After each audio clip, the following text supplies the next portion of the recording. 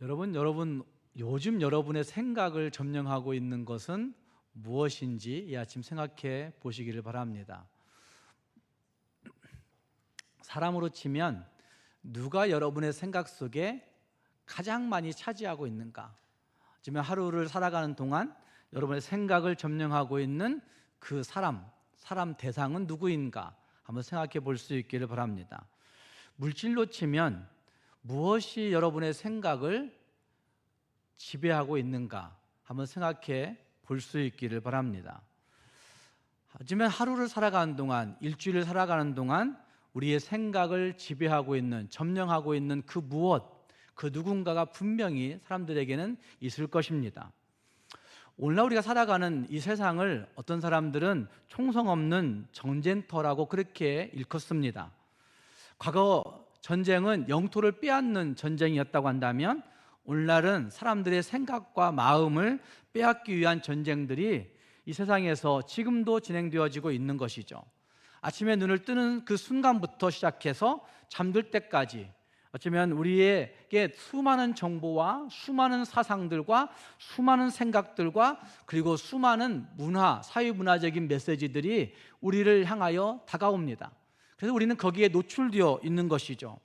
아니, 꿈꾸는 그 순간에도, 밤에 잠들어 꿈꾸는 그 순간에도 우리는 우리의 가장 깊은 내면에서부터 무엇인가를 갈망하며 치열한 싸움을 하고 있을 때도 종종 있는 것을 보게 됩니다. 하지만 이 모든 것들이 우리의 생각을 점령하기 위한 것들이죠.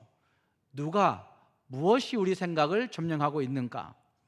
함께 읽은 말씀은 이런 인간의 문제를 콕 집어서 권면하고 있고, 궁극적으로는 이기는 삶을, 그 속에서 정말 승리하는 삶을 살아가야 할 것을 우리에게 명령하고 있는 명령을 볼 수가 있습니다.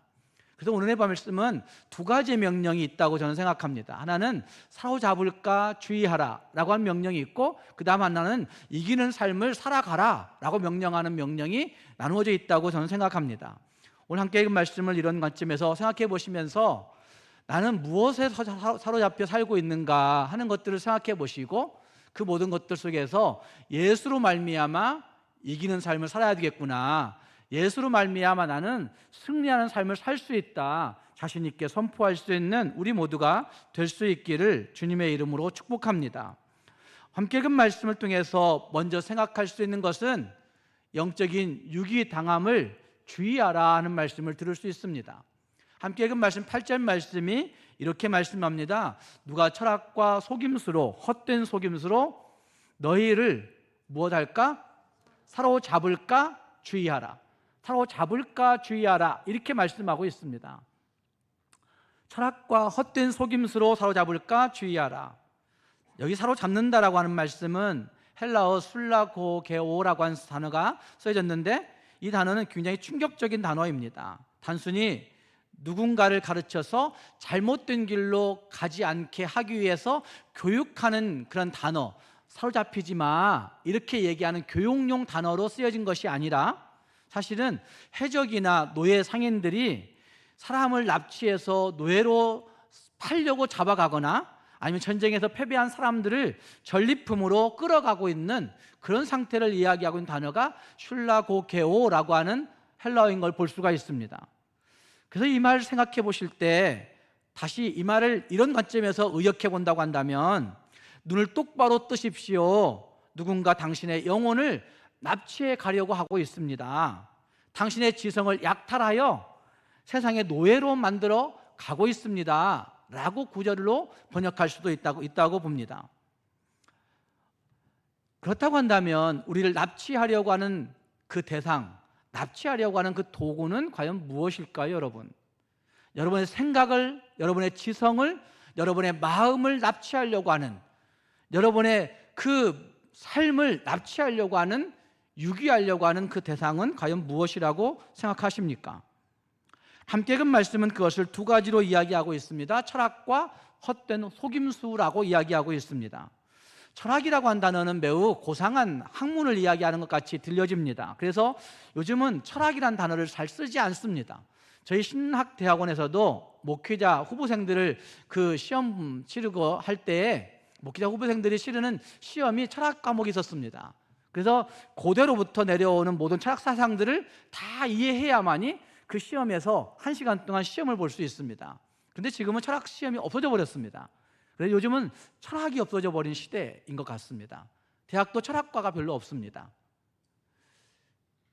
그래서 이 철학이란 단어는 좀 고상한 학문 이야기를 하는 것처럼 느껴지지만 사실은 우리 인생의 문제를 해결해 줄 수 있을 것 같은 어떤 생각, 어떤 가치관, 어떤 세계관, 이런 것들을 이야기하고 있는 것이죠.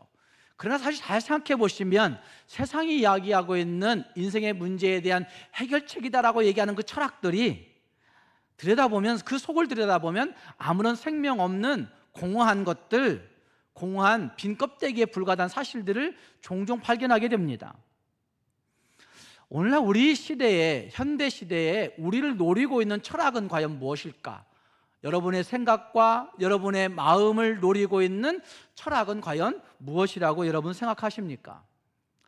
문화신학자로 알려진 트리니티 복음주의 신학교의 케빈 베누저라고 하는 교수가 있는데, 케빈 베누저는 이 골로새서 2장에 등장하고 있는 이 철학이라고 하는 이 용어를, 철학이라고 하는 것을 현대적 문화적 현상 속에서 지적하면서 표현적 개인주의가 이 철학이다, 이렇게 얘기했어요. 표현적 개인주의. 근데 이 표현적 개인주의는 좀 어려운 단어지만 이게 뭐냐면, 내 인생의 주인은 누구예요? 내 인생의 주인은 누구예요? 나잖아요, 나. 요즘 전부 다 그렇게 얘기하잖아요. 내 인생의 주인은 나야. 또 내 내면의 감정, 내 내면과 내 감정의 욕구를 표현하는 것, 그것이 최고야. 네 마음 먹은 대로, 네 느끼는 대로, 네 생각한 대로 표현하는 것이 최고의 선이야, 이렇게 얘기하는 것이 오늘 시대의 모습이라는 것이죠. 케빈 베누저는 바로 이것이 오늘 시대가 이야기하고 있는 철학이다, 이렇게 얘기했습니다. 세상은 우리에게 끊임없이 속삭입니다. 네 마음이 이끄는 대로 살아야지. 네가 느끼는 것이, 그것이 곧 진리야. 네 마음대로 해. 이렇게 얘기하는 것이 오늘 시대의 많은 사람들이 이야기하고 있는 것이고, 젊은 층들이 특히나 더 내 마음 먹은 대로, 내 느끼는 대로 살아야 되는 것이지 뭐 누가 나를 제약해, 이렇게 생각하는 상상들이 많이 있습니다. 세상은 끊임없이 우리에게 속삭이는 것입니다.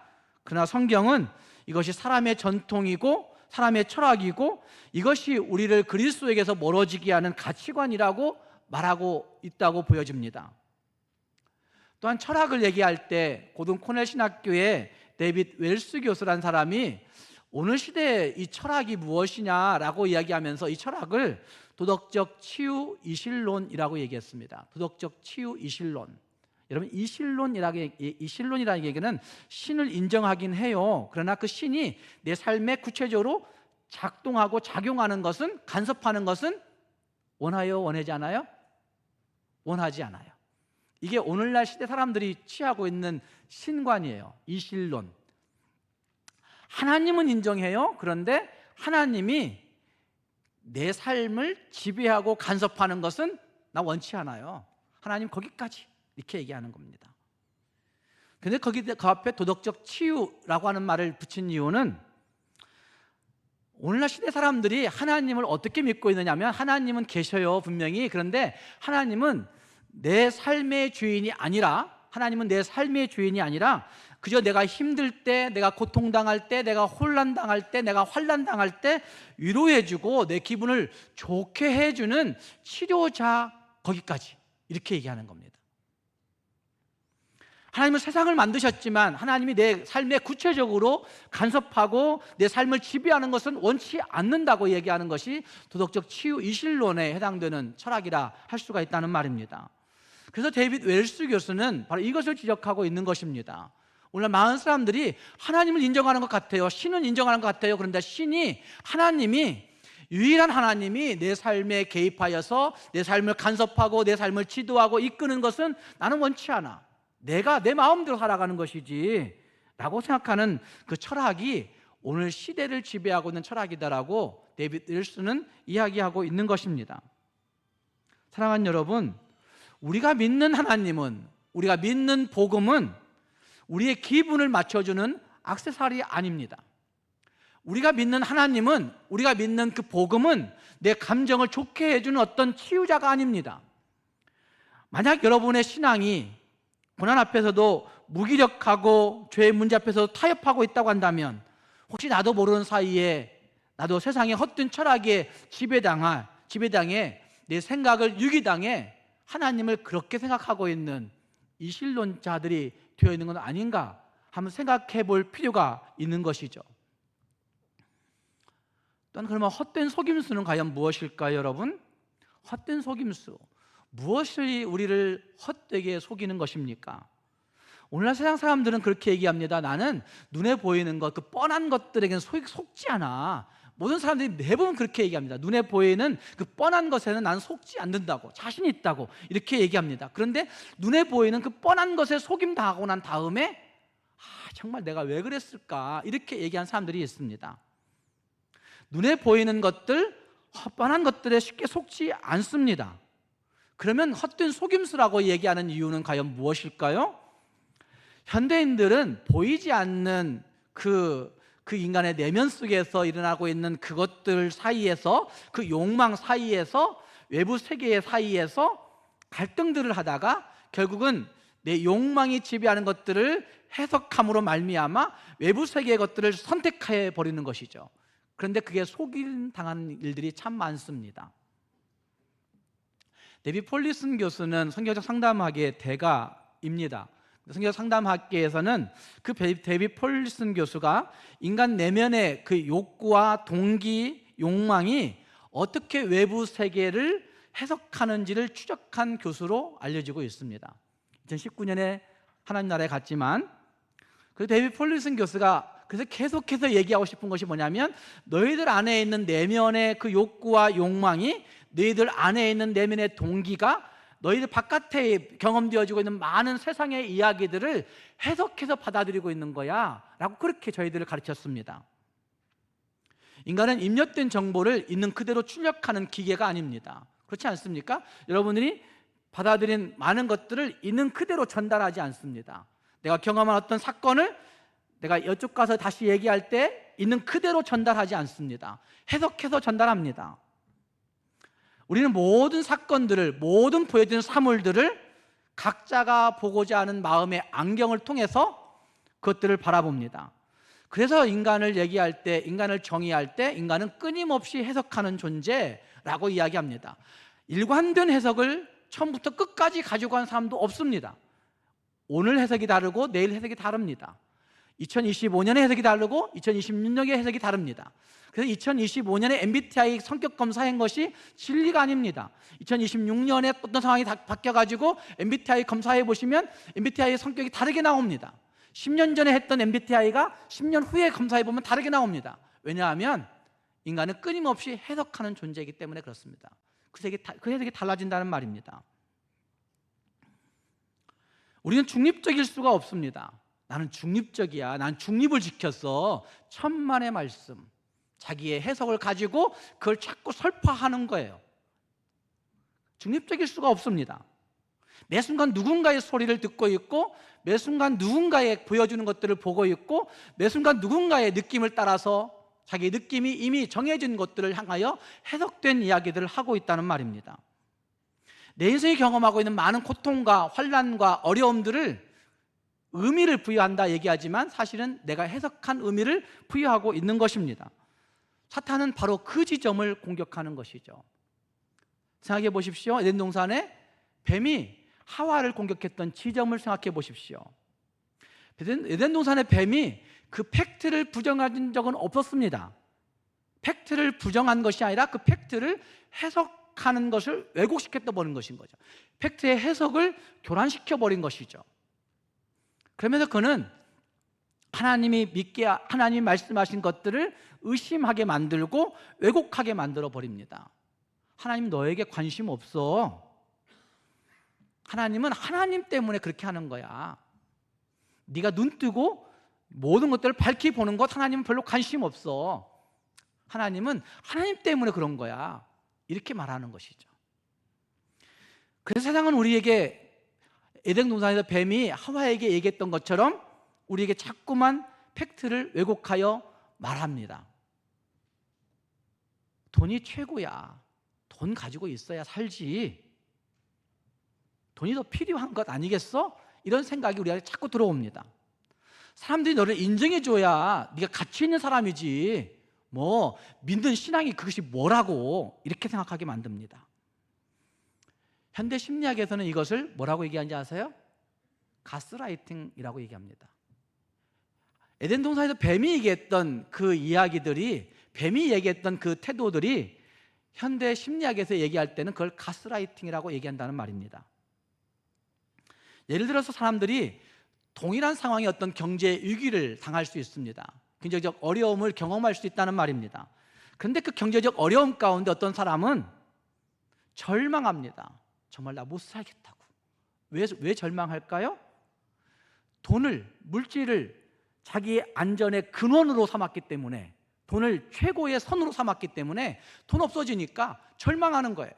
그런데 어떤 사람은 경제적 위기를 만났는데도 불구하고 뭐 할까요? 하나님께 의지해요. 하나님 바라봐요. 하나님 앞에 가지고 나아가 기도해요. 왜 그럴까요? 돈은 하나님이 주시고자 하시면 얼마든지 주실 수 있어. 돈은 하나님의 선물이야 라고 믿고 있기 때문에 그런 겁니다. 해석이 다른 거죠. 이렇게 볼 때 설교 서론에서 말씀드린 것처럼 총성 없는 전쟁의 이야기는 외부 환경과의 싸움의 문제가 아니라 그 환경을 해석하는 내 내면의 틀의 이야기를 하고 있는 것이죠.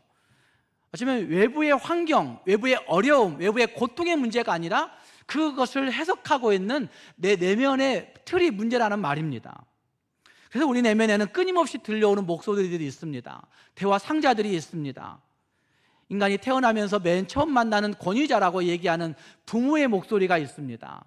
그런데 조금 더 자라가서 선생님들을 만나게 됩니다. 선생님들의 그 이야기가 최고의 가치를 부여할 때가 있습니다. 엄마 아빠가 말한 것보다도 집에 와서 선생님이 말한 얘기를 가지고 엄마, 선생님은 이렇게 말했어, 이렇게 얘기하던 때가 있었을 것입니다. 선생님이 최고의 권위자입니다.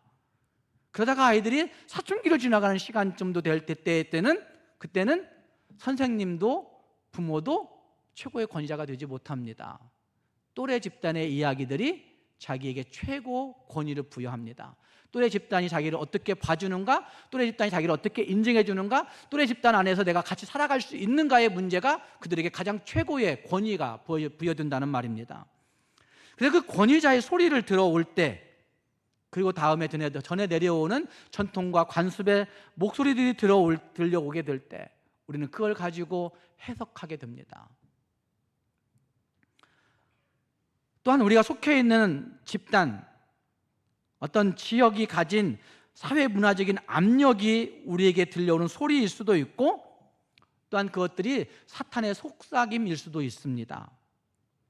그 목소리들은 우리들에게 너 참 잘하고 있는 사람이야, 너는 정말 하나님이 주신 보배로운 사람이야, 이렇게 얘기하기보다는 지금 많은 해석들은 우리들을 향하여서 너는 실패자야, 너는 죄인이지, 너는 그것밖에 할 수 없는 존재야.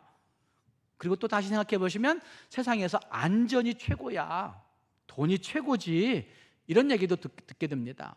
또 세상에서 들려오는 소리들, 복수가 정의야, 정의 믿지 마, 내가 복수해줘야 그게 정의지 라고 생각하니까 한 대 맞으면 두 대 때려, 이렇게 얘기하는 부모들이 생겨나는 거예요. 학교 바깥에 맞고 오지 마 절대로, 이렇게 얘기하는 일들이 벌어지게 되는 겁니다.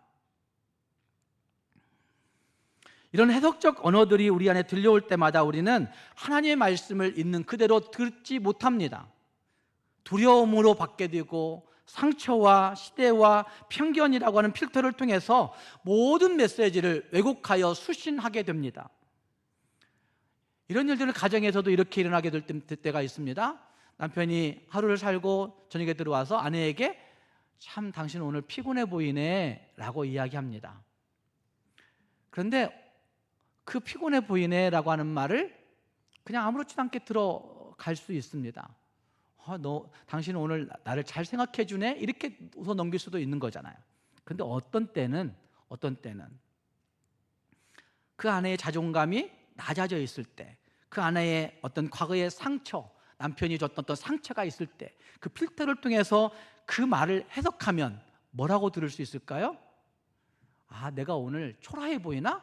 내가 오늘 늙어 보이나? 내가 오늘 정말 깨재재하게 보이나? 피곤하게 보인다니, 이렇게 얘기 들을 수 있는 것입니다. 어쩌면 많은 상처와 많은 것들이 우리의 해석의 필터를 조작하여서 결국 하나님의 위로를 정죄로 듣게 만들 때가 있고, 하나님의 사랑을 의심하게 만들어버릴 때가 있고, 형제의 권면을 공격으로 듣게 되는 일들이 우리에게 종종 있다는 말입니다. 그것으로 말미암아 관계가 파괴되어지고 공동체가 갈등으로 치닫는 일들도 종종 있는 것을 보게 됩니다. 여러분 안에서 일어나고 있는 많은 해석들, 긍정적인 해석이 많습니까? 부정적인 해석이 많습니까? 한번 생각해 볼 수 있기를 바랍니다. 우리 안에서 일어나는 많은 해석들, 그것들이 헛된 속임수에 빠져버리게 되면 결국 우리는 그 해석으로 말미암아 죄책감과 수치심에 수없이 시달릴 때가 많이 있는 것이죠. 사탄이 가장 좋아하는 무기죠. 죄책감과 수치심.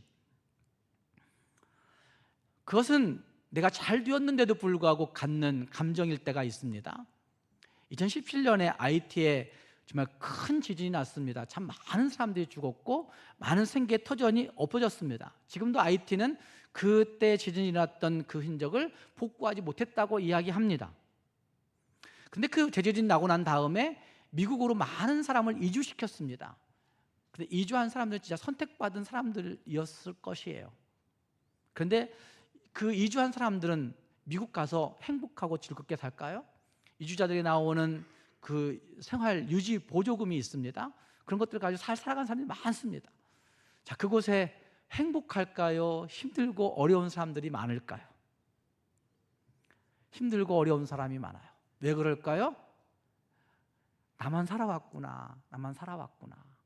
우리 땅에는 지금도 힘들게 살아가는 사람들이, 죽어가는 가족이 있는데, 죽어가는 친척이 있는데, 죽어가는 친구들이 있는데, 나는 살아와서 무슨 낙을 보겠다고 이러고 살고 있는지, 이런 생각이 들어오는 거예요. 그걸 생존자 수치심이라고 얘기합니다. 생존자 수치심.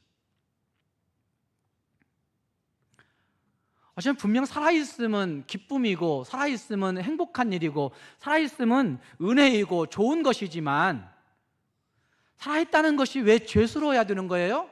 살아있다는 것이 왜 수치심을 가져야 되는 것이에요? 오히려 그것 때문에 더 잘 살 수 있어야 되는 거잖아요. 보란 듯이 IT 사람들도 여기 와서 잘 살 수 있는 것이다, 이렇게 가질 수 있는 근거가 되어야 되는 것이잖아요. 근데 죄스러움으로, 수치스러움으로 말미암아 내가 살아있는 것이 죄스러워, 내가 빨리 죽어 없어져야지, 이런 생각 갖는 겁니다. 이건 누가 주는 감정일까요? 사탄이 주는 감정입니다. 이것이 현대 심리학 용어에서 아까 말씀드린 대로 가스라이팅이라고 할 수 있다는 말입니다. 여러분, 가스라이팅이 뭔지 아세요? 가스라이팅은 타인의 심리를 조작하여 그 사람이 자신의 현실을 보지 못하게 하는 거예요. 타인의 심리를 조작하여 그 사람의 기억력이 상실되게 만들어 버리는 것이에요. 타인의 심리를 조작하여 자신의 건강, 자신의 정신 건강, 자신의 육체의 건강을 의심하게 만들어 버리는 것이 가스라이팅이에요. 그렇게 볼 때 에덴 동산의 뱀은 인류 최초의 가스라이터였어요. 그리고 인류 최초의 가스라이팅 당한 사람은 하와였어요. 그 가스라이팅 당함으로 말미암아 하와가 말씀을 왜곡시켜 버렸고, 하나님의 그 선하신 동기를 의심해 버렸고, 하나님의 동기를 의심할 뿐만 아니라 하나님이 존재하게 만드신 에덴 동산, 아무 것이 부족함이 없게 만들어 놓으신 하나님의 그 사랑과 은혜가 풍성한 가득한 동산을 의심하는, 자기의 정체성을 의심하는 그런 존재가 되어버린 것입니다. 현대적 영적 가스라이팅은 이 땅의 교회 안에도 참 많은 다양한 모습으로 미묘하게 진행됩니다. 거짓된 겸손을 강요하기도 하고, 어떤 사람들에게는 수치심을 불어넣기도 하고, 어떤 사람들은 고립시킴으로 말미암아 자기 혼자라고 외롭게 서게 되는 일들도 경험하게 만듭니다. 진리의 말씀을 상대화시키기도 하고, 어쩌면 그 죄책감으로 말미암아 그 가스라이팅 당한 사람들은 나는 교회 봉사도 못하겠어, 나는 이것도 못하겠어, 나는 저것도 할 자격도 없어 라고 생각하게 만들어버리는 사탄의 가스라이팅 당한 사람들이 현대 교회 안에 너무나 많이 있다는 말입니다. 사랑하는 여러분, 여러분은 어떤 속임수에 속고 살고 있는지 한번 생각해 볼 수 있기를 바랍니다. 또 한 가지의 속임수가 있는데 그 속임수는 문화신학자들이 얘기하고 있는 것 가운데 주의력에 관한 속임수가 있다고 이야기합니다. 주의력. 여러분, 주의력이라고 하는 것은 원래 성경에서 나온 용어라고 저는 생각합니다. 하나님이 우리에게 말씀하실 때 하나님의 말씀을 기억하고 어디에 새기라고 얘기해요? 마음에 새기라고 얘기해요. 주의하여 보라고 얘기해요. 말씀을 집중하여 보는 것, 말씀을 마음판에 새기는 것, 말씀을 신비에 새기는 것, 이건 주의력 깊은 행동들이에요. 그래서 성경은 우리에게 주의력 깊은 그리스도인이 되라고 말하고 있는 것 같습니다. 그래서 주의력은 영적 자산이라고 말할 수가 있습니다. 그런데 오늘날 현대 사회에서는 이 주의력을 경제와 연결시킵니다. 그래서 주의력 경제란 말 들어보셨나요? 주의력 경제, 관심 경제, 주목 경제란 말이 있습니다. 이 말은 현대 마케팅에서 굉장히 많이 사용되고 있는 그 용어예요. 인간의 주의력을 파편화시킵니다. 잘게 쪼갠다는 얘기예요. 인간의 그 집중도를 잘게 쪼갠다는 얘기예요. 그래서 그걸 상품화시키는 겁니다. 인간의 주의력, 인간의 관심도는 15초짜리예요. 15초짜리. 여러분의 주의력은 15초짜리라고요. 그래가지고 그 논리로 말미암아 우리에게 보여지고 있는 많은 틱톡, 유튜브, 숏폼, 인스타그램 이런 것들은 다 주의력 경제에 의해서 나온 산물들이에요. 주목 경제라고 하는 전쟁터에 살고 있는 우리의 현실이란 말입니다.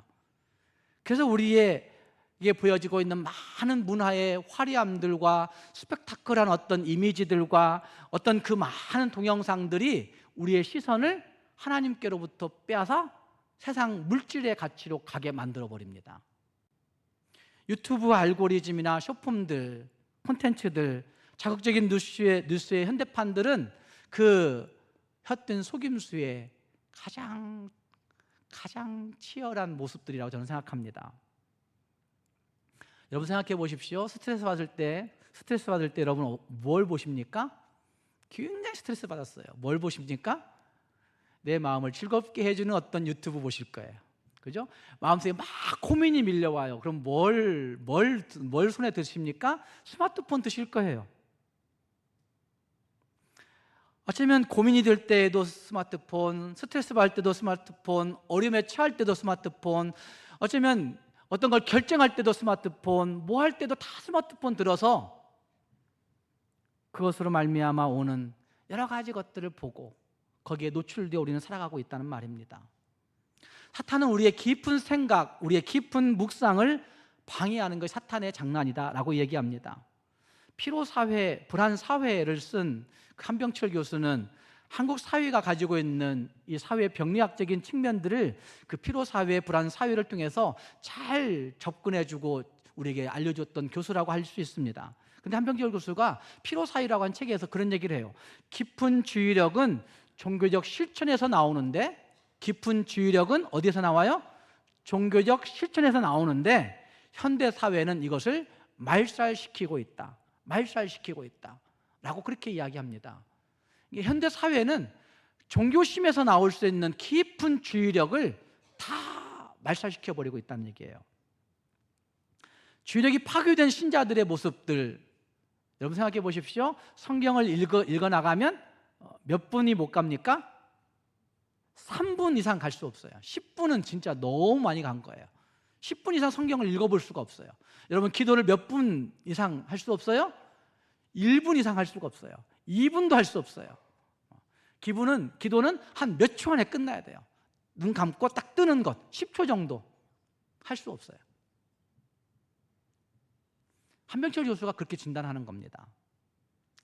이건 단순히 산만함의 문제가 아니라 하나님과의 교제를 물리적으로 불가능하게 만들어버리는 영적 차단 작전이라고 그렇게 이야기할 수 있습니다. 사탄이 깊이 작용하여서 영적인 부분들을 다 차단해버리고 있는 거예요. 그리고 우리의 삶을 무력화시켜버리는 거죠. 여러분의 삶을 무력화시켜버리고 있는 거죠.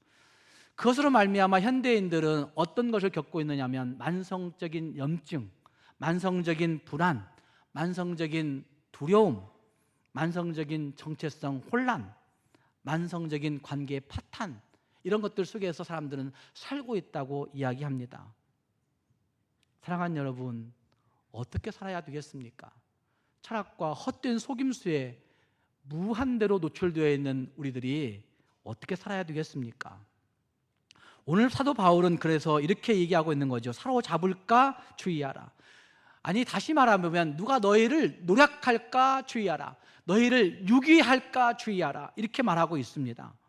베드로전서 5장 8절 말씀을 보시면 베드로 사도도 이렇게 얘기하고 있죠. 정신을 차리고 깨어라. 근신하고 깨어라. 너희 대적 마귀가 우는 사자와 같이 두루삼이며 뭐 할 자를 찾아요?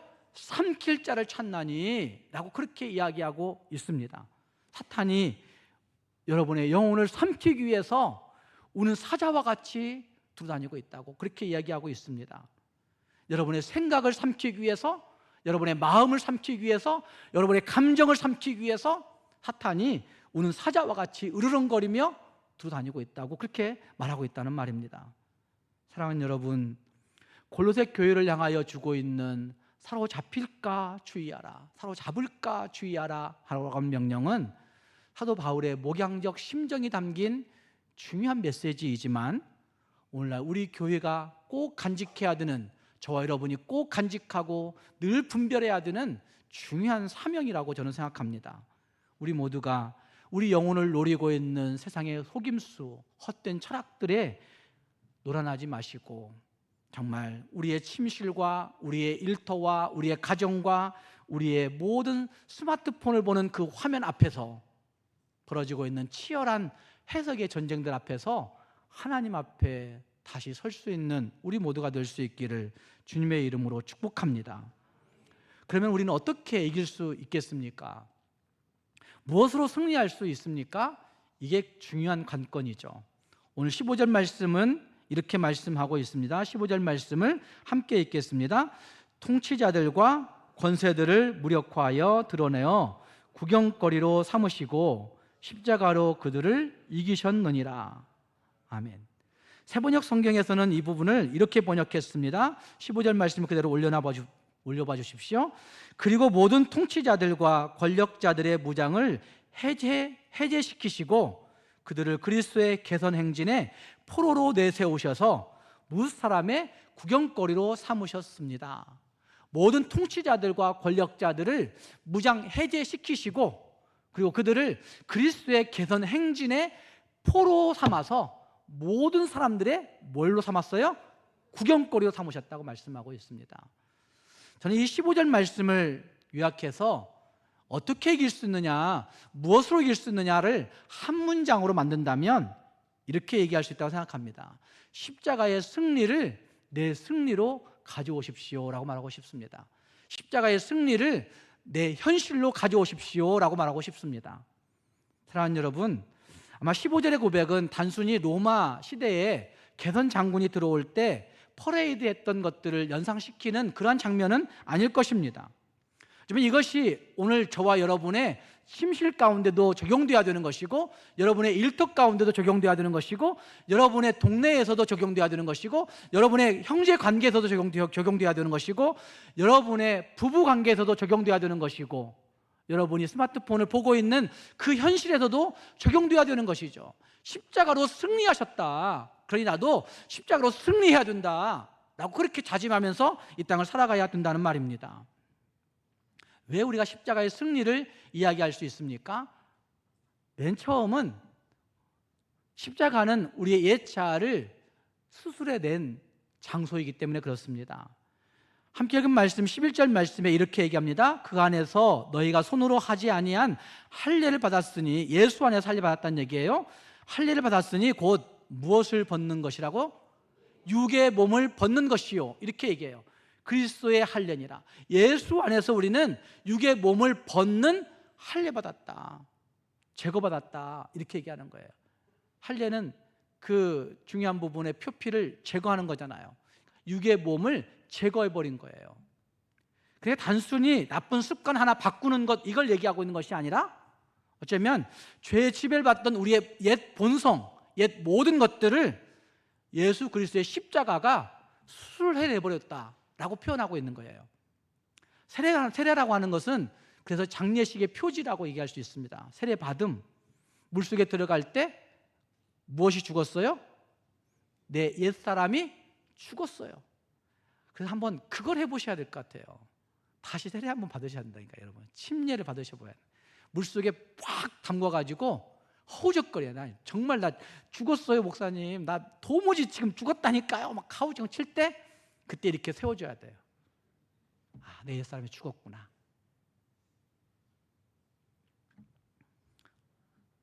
물에서 나올 때 우리는 예수 그리스도의 생명으로 다시 태어났음을 선포하는 게 세례예요. 세례. 그런데 우리는 지금도 죄의 그 결과물이 가져온 죄책감, 죄의 결과물이 가져온 수치심, 여기에 허우적거리고 있잖아요. 십자가는 우리의 옛자를 완전히 수술해내는 영적 수술이었습니다. 그리고 두 번째는 십자가는 우리의 빚 증서, 사탄이 하나님 앞에 내놓는 빚 증서를 하나님이 지워버리심의 증거예요. 법적 승리를 이야기하는 것이라 말입니다. 함께 읽은 말씀 14절 말씀에 이렇게 얘기합니다. 우리를 거스르고 불리하게 하는 법조문으로 쓴 증서를 어떻게 했어요? 지우시고 제하여 버리셨고 십자가에 못 박으셨다 얘기하는 거예요. 십자가는 우리의 빚 증서를 모두 파기해버린 법적 승리를 이야기하는 것이 십자가입니다. 그런데 우리는 지금도 자꾸만 옛날로 돌아가는 겁니다. 옛날로 돌아가. 그래도 그게 있어야 살지. 예수로만 어떻게 살아. 그래도 예수만 말고도 다른 것도 있어야지. 그렇게 얘기하는 겁니다. 사랑하는 여러분, 예수 그리스도의 십자가는 우리의 모든 죄와 허물을 다 용서하신 증거이십니다. 그렇기 때문에 십자가가 이기셨다 말씀하신 그 말씀처럼 우리는 그 모든 불안과 두려움과 수치심과 죄책감과 그 모든 어려움들 속에서 나도 예수로 말미암아 승리했다고, 예수로 말미암아 충분하다고 그렇게 고백할 수 있는 우리가 되어야 되는 것입니다. 제가 이 말씀 생각하면서 지난주에 불렀던 찬송을 기억했습니다. 지난주에 불렀던 찬송은 송경빈 목사가 작곡했던 찬송인데, 난 예수로 충만하네. 난 예수로 충만하네, 이렇게 부르는데요, 충만하네를 다시 충분하네 이렇게 해야 돼요. 난 예수로 충분하네. 난 예수로 충분하네, 이렇게 외칠 수 있어야 된다는 말입니다. 예수로 충만한 정도가 아니라 그냥 예수로 충분합니다. 예수 있으면 됩니다. 예수로 말미암아 승리를 말할 수 있습니다 라고 고백할 수 있는 우리가 되어야 된다는 말입니다. 사랑하는 성도 여러분, 우리는 지금 8절 말씀, 사로잡을까 주의하라, 사로잡을까 주의하라, 사로잡힐까 주의하라, 예수 믿었기 때문에 그래도 고민하며 살아가는 그 시점이 있을 거예요. 이런 사람이 있는가 반면에 어떤 사람은 십자가로 이기셨느니라 라고 하는 이 시점을 살아가는 사람들이 있을 거예요. 아, 예수님이 승리하셨는데 나도 그 승리 가지고 살아가지 라고 하시는 분들도 있을 거예요. 그러나 대부분의 사람들은 8절의 시점, 사로잡힐까 막 안달 애걸복걸 이러면 살아가고 있는 그 시점과 십자가의 이김을 선포하는 그 시점, 그 중간 어디쯤 살아있는 사람들이 많습니다. 여러분 어디쯤 살고 계십니까? 사로잡힐까 두려워하며 살아가는 그 시점과 십자가로 이기는 삶의 그 어디쯤 살고 있으십니까? 우리 모두가 다시 한번 이 생각들을 다시 정리해 보시면서 나는 예수로 승리의 삶을 살아야 되겠구나, 예수로 승리를 선포할 수 있어야 되겠구나 결심할 수 있는 우리 모두가 될 수 있기를 바랍니다. 우리를 고발해오고 우리를 참소해오고 우리에게 두려움을 주는 헛된 속임수, 그 사탄은 다 무장 해제되었음을 분명히 선언하면서 예수로 말미암아 당당하게, 예수로 말미암아 담대하게 헛된 속임수에 기죽지 말고 예수로 말미암아 정말 충분하게, 예수로 말미암아 정말 충만하게 살아갈 수 있는 우리 모두가 될 수 있기를 주님의 이름으로 축복합니다. 기도하겠습니다.